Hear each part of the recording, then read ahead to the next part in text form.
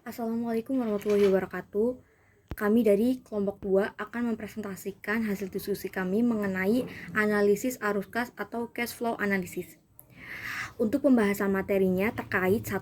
Pengertian arus kas, 2. Tujuan dari analisis arus kas, ketiga pentingnya analisis arus kas, keempat sumber dan penggunaan arus kas, kelima penyajian laporan arus kas, keenam jenis aktivitas pada laporan arus kas, ketujuh penerimaan dan pengeluaran kas utama, kedelapan cara analisis cash flow, kesembilan hasil analisis cash flow, kesepuluh adalah contoh soal.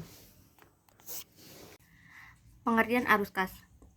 Arus kas adalah laporan yang dikembangkan dengan berdasarkan pada prinsip kas, di mana semua transaksi akan dicatat bila terdapat arus kas masuk dan keluar. Menurut Prastowo dan Judianti 2008, analisis arus kas adalah memberikan informasi mengenai penerimaan dan pengeluaran kas suatu perusahaan selama satu periode dengan tujuan untuk menginterpretasikan tren dan hubungan dalam suatu cara yang konsisten dan tegas. Analisis cash flow adalah suatu metode untuk mengetahui arus kas dan proyeksi dari keuangan usaha kamu. Tujuan dari analisis arus kas. Tujuan utama adalah untuk menaksir kemampuan perusahaan dalam menghasilkan kas. Ada beberapa situasi di mana perusahaan yang mempunyai keuntungan yang cukup baik ternyata tidak mampu memenuhi kewajiban-kewajibannya karena tidak mempunyai kas yang cukup untuk membayar kewajiban-kewajibannya tersebut. Untuk itu, analisis arus kas dipakai sebagai pelengkap analisis resiko dengan menggunakan analisis rasio.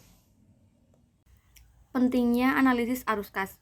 1. Mengetahui cash flow yang tepat. 2. Membantu menilai kesehatan finansial bisnis. Ketiga, membantu untuk mengambil keputusan. Keempat, membantu untuk menilai kinerja perusahaan. Kelima, menilai kredibilitas dan likuiditas perusahaan. Sumber dan penggunaan arus kas. Sumber arus kas. 1. Adalah laba bersih atau net income. 2. Penurunan dalam aset. Ketiga, peningkatan dalam liabilitas. Keempat, penyusutan dan biaya non-kas lainnya. Kelima, penjualan saham. Untuk penggunaan arus kas ada 1. Rugi bersih atau net loss. Kedua, ada peningkatan dalam aset. Ketiga, penurunan dalam liabilitas. Keempat, pembayaran dividen. Kelima, pembelian kembali saham atau stock repurchase atau buyback. Kemudian penyajian laporan arus kas. Pada penyajian laporan arus kas dibagi menjadi dua. Yang pertama yaitu metode langsung. Metode langsung merupakan pengungkapan kelompok utama dari penerimaan bruto dan pengeluaran kas neto. Metode langsung menghasilkan penyajian laporan penerimaan dan pengeluaran kas secara ringkas. Keunggulan utama dari metode langsung adalah metode ini memperlihatkan laporan penerimaan dan pengeluaran kas lebih konsisten dengan tujuan suatu laporan arus kas. Di samping itu, metode langsung ini lebih mudah dimengerti dan memberikan informasi yang lebih banyak dalam pengambilan keputusan. Kemudian yang kedua ada metode tidak langsung.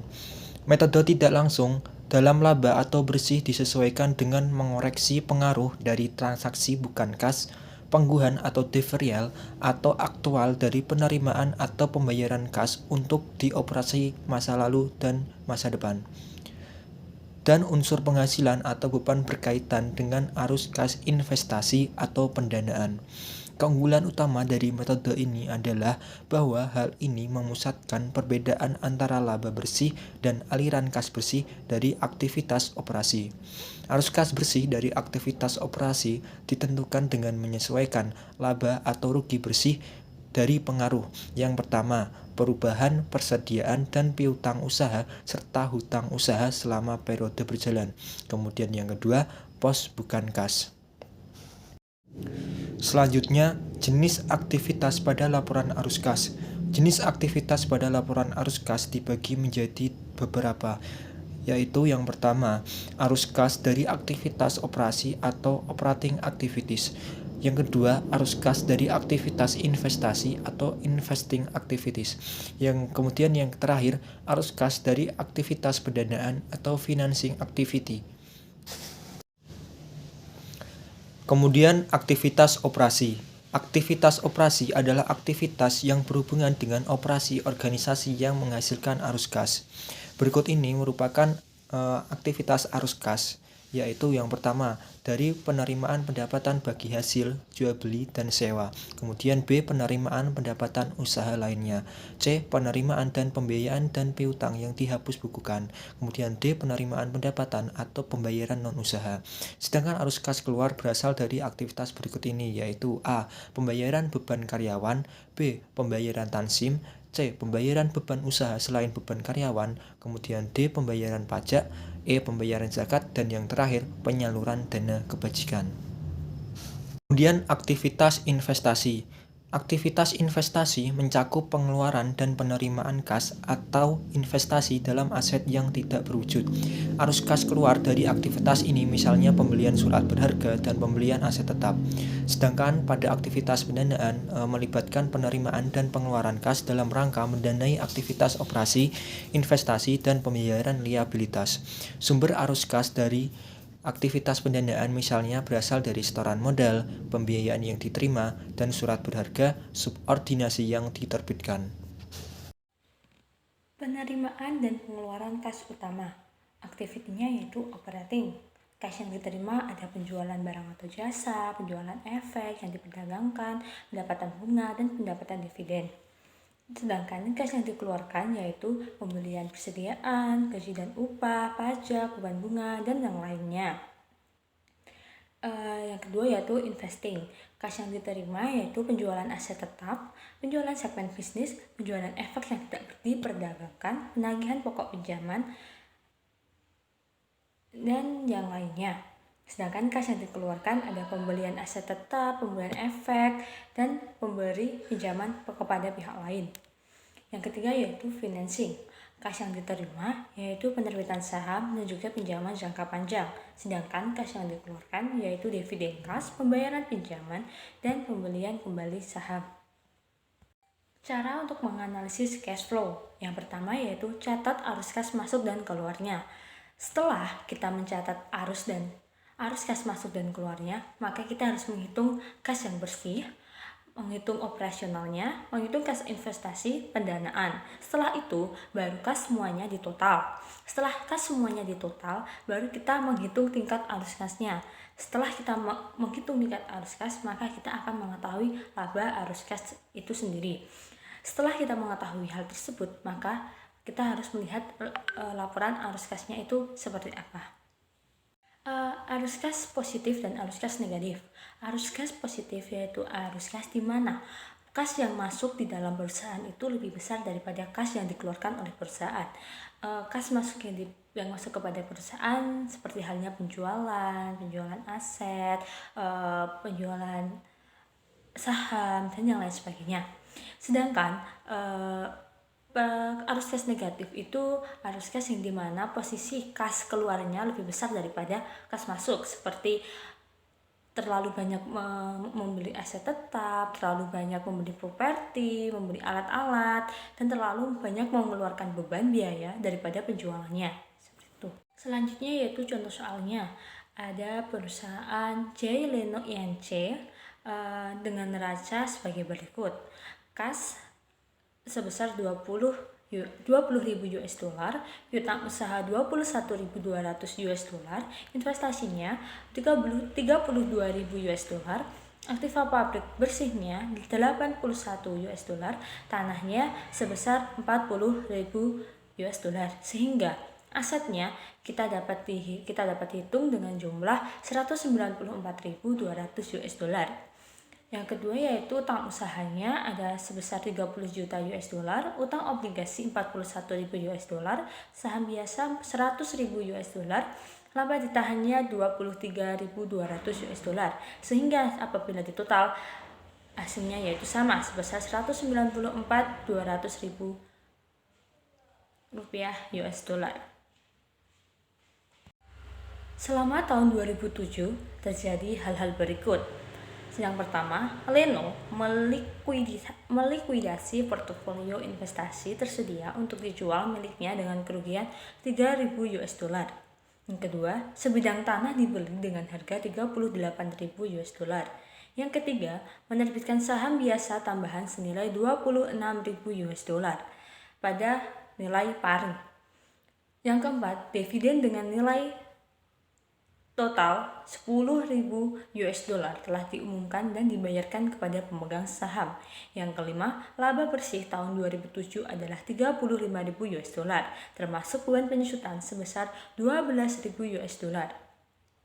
Yang keenam, membeli tanah melalui penerbitan obligasi tambahan senilai 30.000 US dollar. Yang ketujuh, pada tanggal 31 Desember 2007, saldo kas adalah 66.200 US dollar. Piutang usaha 42.000 US dollar dan utang usahanya adalah 40.000 US dollar. Sehingga kita diminta untuk membuat yang pertama, membuat laporan arus kas Leno untuk tahun 2007. Yang kedua, buatlah neraca per 31 Desember 2007. Yang ketiga, hitunglah arus kas bebas Leno dan current cash debt coverage ratio untuk tahun 2007. Yang keempat, gunakan analisis atas Leno untuk mengilustrasikan bagaimana informasi yang terdapat di neraca dan laporan arus kas sehingga akan membantu para pemakai laporan keuangan. Saya akan melanjutkan yaitu terkait laporan arus kas untuk tahun yang berakhir pada 31 Desember 2007, di mana arus kas dari aktivitas operasi pada akun laba bersih dikreditkan sejumlah 35.000, kemudian penyesuaian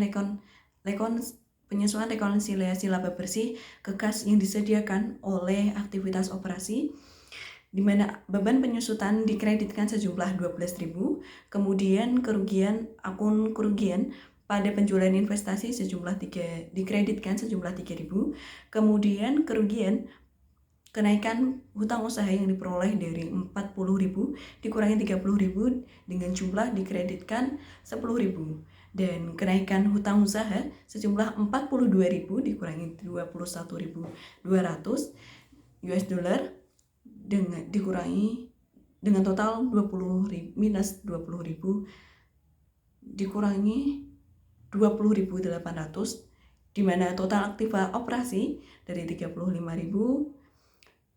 sejumlah 42. Total aktivitas operasi yaitu 4.200, di mana kas bersih yang disediakan oleh aktivitas operasi sejumlah 39.200. Kemudian pada akun arus kas dari penjualan investasi dikreditkan sejumlah 29.000, kemudian akun pembelian tanah dikreditkan sejumlah 38.000, di mana kas bersih yang digunakan oleh aktivitas investasi sejumlah 9.000, dikurangi 9.000. Arus kas dari aktivitas pembiayaan, di mana akun penerbitan saham biasa didebitkan sejumlah 26.000, kemudian pembayaran dividen tunai dikurangi sejumlah 10.000. Kas bersih yang digunakan oleh aktivitas pembiayaan pada akun kenaikan bersih kas dikreditkan sejumlah 16.000, kemudian pembiayaan kenaikan kas pada awal tahun sejumlah 20.000, kemudian ditotalkan pada kas pada akhir tahun sejumlah 66.200. Pembelian tanah melalui penerbitan obligasi senilai 3.000 adalah transaksi pembiayaan non-tunai yang signifikan yang akan diungkapkan dalam catatan yang menyertai laporan keuangan. Kemudian yang selanjutnya pada laporan neraca PT J Leno INC 31 Desember 2007, di mana akun kas sejumlah 66.000, piutang usaha sejumlah 42.000, aktiva bersih di pabrik yang diperoleh dari 81.000 dikurangi 12.000 dengan total 69.000, kemudian pada tanah yang diperoleh dari 40.000 ditambah 38.000 ditambah 30.000 dengan hasil 108.000 US dollar, kemudian total aktivanya sejumlah 285.200, kemudian pada utang usaha sejumlah 40.000, hutang obligasi diperoleh dari 41.000 ditambah 30.000 dengan total 71.000 US dollar, kemudian saham biasa yang diperoleh dari 10.000 ditambah 26.000 dengan hasil 12.600 126.000 US dollar. Kemudian laba ditahan yang diperoleh dari 23.200 ditambah 35.000 dikurangi 10.000 dengan hasil 48.200, di mana total kewajiban dan ekuitas sejumlah 285.200 US dollar. Artinya balance. Current ratio dan asset ratio adalah sama atau tidak ada persediaan. Pada tahun 2007, 180.000 per 40.000 diperoleh 22,71. Kemudian pada tahun 2006, 73.200 per 30.000 diperoleh 2,44. Dengan catatan sekuritas perdagangan adalah aset lancar. Kemudian analisis arus kas beban J. Leno menunjukkan itu negatif seperti yang ditunjukkan pada analisa arus kas beban BEBES. Kas bersih yang disediakan oleh aktivitas operasi sejumlah 39.200, kemudian pembelian tanah dikurangi 38.000, kemudian pembayaran dividen tunai dikurangi 10.000, kemudian arus kas dikurangi 8.800. Cakupan uang tunai saat ini adalah 1,12 dibanding 1 per 30 dari 39 banding 1 diperoleh dari banding 1 dikali 39.200 per 35.000. Secara keseluruhan tampaknya bahwa posisi likuiditas adalah rata-rata dan seharusnya fleksibilitas secara keseluruhan ditingkatkan. Jenis informasi ini berguna untuk menilai jumlah, waktu, dan ketidakpastian arus kas masa depan. Misalnya, dengan menunjukkan arus kas dan arus keluar spesifik dari aktivitas operasi, aktivitas investasi, dan aktivitas pendanaan, pengguna memiliki pemahaman yang lebih baik tentang likuiditas dan fleksibilitas hubungan perusahaan. Demikian pula, laporan ini berguna dalam memberikan umpan balik tentang aliran sumber daya dari perusahaan. Informasi ini akan membantu pengguna membuat prediksi arus kas masa depan yang lebih akurat. Selain itu, beberapa individu telah menyatakan keprihatinan tentang kualitas pendapatan karena menyatakan pendapatan bergantung pada sejumlah akrual dan perkiraan yang mungkin agak subjektif.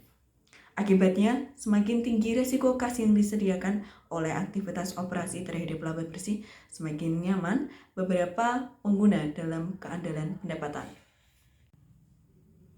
Berikut contoh soal. Perusahaan mempunyai arus kas akibat adanya aktivitas operasi sebesar 6 juta. Pada aktivitas investasi, perusahaan juga mengalami penurunan arus kas sebesar 33.500.000, sedangkan pada kegiatan pendanaan, perusahaan mengalami kenaikan kas sebesar 11 juta. Tahap selanjutnya yang perlu dilakukan adalah menjumlahkan ketiga elemen kas tersebut. Penjumlahan ketiga elemen tersebut akan menentukan kenaikan atau penurunan kas. Rumus yang digunakan untuk mengetahui kenaikan atau penurunan kas cukup mudah, yaitu operasi diperoleh dari activities plus investing ditambah dari activities plus financing dikurangi activities. Dari data contoh perusahaan tersebut, maka hasil perhitungan dari contoh sebelumnya adalah 6 juta ditambah 3.500.000 dikurangi 11 juta dan di total menjadi 1.500.000. Kenaikan arus kas sebesar 1.500.000, pertambahan nilai kas tersebut dicatat sebagai transaksi yang positif pada akun kas perusahaan. Materi selanjutnya akan disampaikan oleh rekan saya. Berikut merupakan jawaban dari soal di atas. Rumus yang digunakan untuk mengetahui kenaikan atau penurunan arus kas cukup mudah, yaitu operating dengan aktivitas plus investing plus aktivitas plus financing dikurangi aktivitas. Dari data contoh perusahaan tersebut, maka hasil perhitungan dari contoh sebelumnya adalah 6 juta ditambah 3.500.000 dikurangi 11 juta menghasilkan 1.500.000.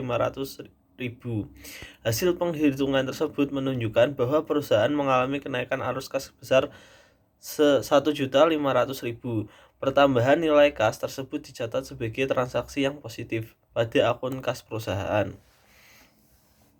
Laporan arus kas metode langsung. Aktivitas operasi. Contohnya yaitu penerimaan kas dari 6 pengguna jasa atau customer 5.500.000. Pembayaran kas ke vendor sebesar 2.900.000. Operasi perusahaan sebesar 2.204.000. Kas diterima dari aktivitas operasi yaitu 2.396 yang dihasilkan dari 5.500.000 dikurangi pembayaran kas ke vendor dan operasi perusahaan. Kemudian ada CV Bima Insani. Laporan arus kas metode tidak langsung. Periode yang berakhir 30 Desember 2019. Aktivitas operasi sebagai berikut. Yang pertama, pendapatan bersih 1.500.000. Kenaikan piutang 50.000. Kenaikan utang usaha 500.000. Kenaikan utang karyawan 230.000. Kenaikan utang pajak 655.000. Keuntungan dari perusahaan perlengkapan yaitu 50.000 rupiah. 50.000. Keuntungan dari penjualan tanah 500.000. Beban amortasi paten 21.000. Beban depresiasi kendaraan 60.000. Beban depresiasi gedung 35.000. Kas diterima dari perusahaan operasi yaitu 2.396.000. Nah, berikut contoh arus kas tidak langsung selanjutnya yaitu aktivitas investasi. Yang ketujuh, penjualan perlengkapan sebesar 65.000. Kemudian pembelian perlengkapan sebesar 17.000. Penjualan tanah sebesar 1.300.000.